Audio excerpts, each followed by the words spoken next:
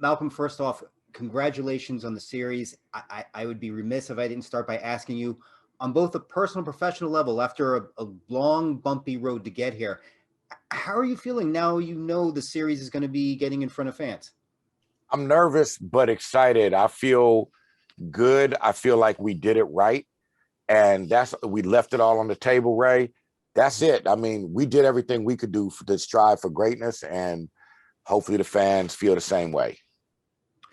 I it's interesting. I was asked to describe the first episode to somebody, and I said it fools you because to me it felt like a really great indie film with two amazing action scenes in it.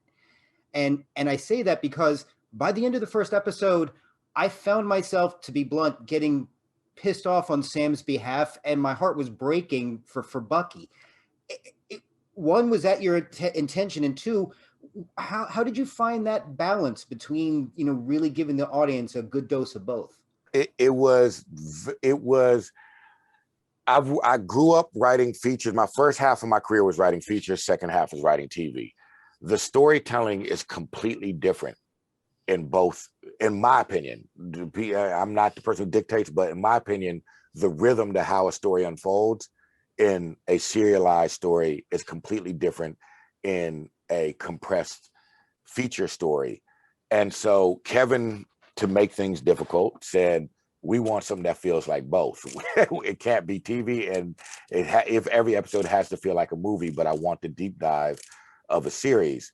And so we spent a good amount of time just trying to find story mechanics, like diagnose what makes a movie, not set pieces, but like the actual storytelling, and diagnose why series are so powerful. And I think, like an example, what you saw, and we found the mechanics that made it work, though episode one feels like a movie, that one moment at the end of episode one, because it's a series, we know the whole thing is leading towards that one moment, and that one moment is leading towards the next 6 episodes. So it's almost like you're communicating with the audience of promising what's next. I don't know.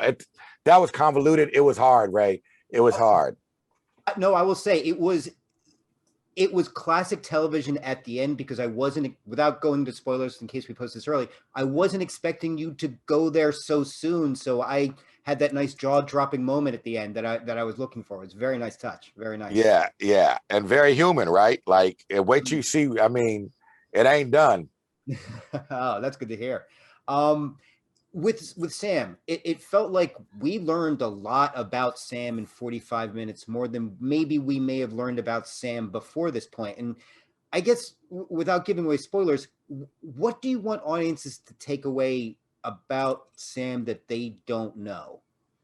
It is, I think the first thing I want them to know is that Sam, as much as he is inherently at his core a good man, the same way Steve Rogers is, he had a completely different experience, and he is conscious. He is a Black man, and he is conscious that he's Black. And though he wants to be a hero for the entire world, he has to be mindful that when he picks up the stars and stripes, it means something completely different to him. And for him to be a hero and for him to help people, it may not be appropriate for him to have that symbol. And hopefully in starting to go home with him, they'll start to see why. In regards to that, and the shield and the mantle of Captain America, we get a sense that both Sam and Bucky both may not really feel like they are up to holding on to that mantle of the shield. But from your perspective, how do they view each other in regards to the legacy of Steve Rogers? It's pretty apparent. You're going to see at the top of episode 2, they really made some real assumptions about how well they knew each other, and they don't know each other that well.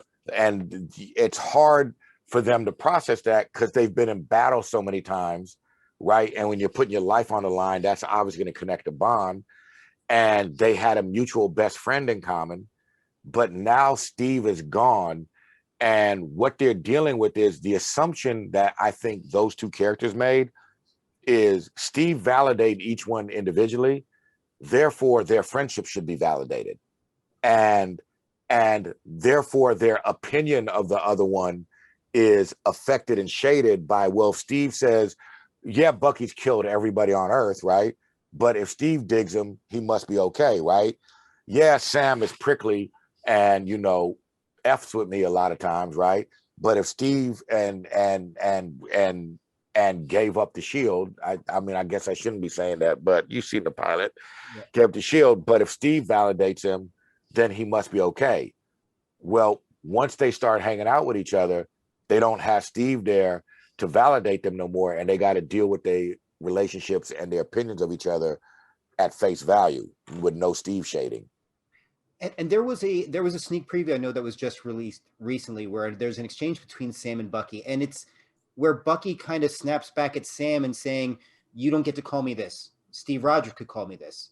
And you could see there was almost that hurt anger on Sam's face that I think demonstrates beautifully what you were just talking about. And I think that's going to be something very interesting to follow through for the next set of episodes. Yeah, it is. There's a ton of that underneath the surface because Sebastian and Anthony know how to play these characters in a way that can't be written. It's just transcendent. And so beneath how they just play with the characters, it's like jazz to them. You're going to see a bunch of that subtext that us clumsy writers layer in there. I also have to ask in regards to Bucky and therapy, that both on a practical level in the sense that it explained, like, look, Bucky may be out, but there's obviously going to be some requirements to him getting essentially his record expunged. But it's also was an aspect that doesn't get touched upon a lot. And I was wondering what went into the decision making on that. Shout out to Zoe Nagelhout, one of my Marvel partners who came up with that. It's all born from the greater journey of Bucky that's related to what you saw in the pilot, right? And what that shrink is telling him he needs to do is that we wanted to put it on its face in a way that was real and relatable to people, because are people dealing with the guilt and regret of killing, several hundred people? No, but guilt and regret they are dealing with, and they are dealing with how shrinks challenge you to confront the things we try and hide and bury. So that's all. It came from that storyline. Like, you'll see that it lives through. It's a continuum through all the episodes. And Malcolm, of course, I have to ask the all important last question.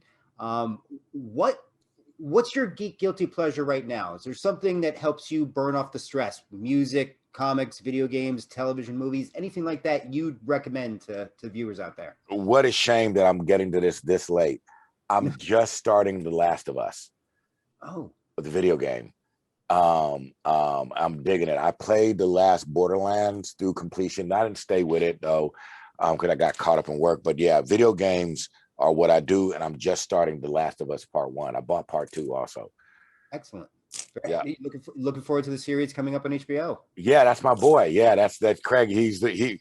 Craig Mazin, who did that series, saw the trailer for Falcon Winter Soldier and was like, I think you guys just killed movies. Very nice. Now, first off, thank you so much. Again, congratulations on the series. Thank you for the time to speak. I'm really looking forward to the rest of the series. It's, again, Marvel Studios 2 for 2. Yeah, they hopefully you tell the fans so that they don't turn on me. No, I don't think you got to worry about that. All right, bro. Take care. Thank you.